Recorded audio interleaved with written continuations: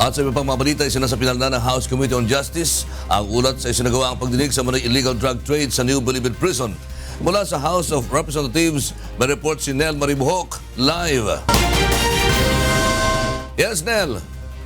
Lakay alas 10 ng umaga nang magsimula ang executive session ng mga miyembro ng House Committee on Justice kaugnay ng pagsasapinal ng committee report na isusumite sa plenaryo kaugnay ng naganap na investigasyon sa umunoy illegal drug trade sa New Bilibid Prison.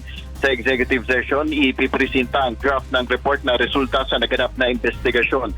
Bago nagsimula ang sesyon ay tinanong muna ni Minority Leader Danilo Suarez kay Umali kung may katotohanan ng lumabas na balita na may kaugnayan sa committee report na umano'y walang nakitang matibay na ebidensya laban kay Senator Laila de Lima na tumanggap umano ng drug money sa Bilibid inmates.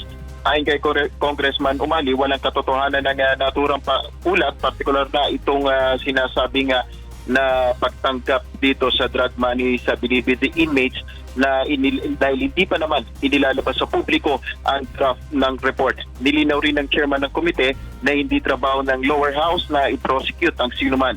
Ngunit maaari namang magrekomenda ang komite sa Department of Justice at Bureau of Corrections ng mga reforma. Sa kabuuan, ayon kay Congressman Umali, umabot na sa kabuuang 47 hours ang naganap na investigasyon sa NPP Bilibid drug trade na nagsimula noong September 20. Inaasahang bago mag-break ngayong linggo ang Kongreso ay maipipresenta na sa plenaryo ang naturang committee report. Lakay? Maraming salamat, Nel Maribuhok. Nag-uulat mula sa House of Representatives.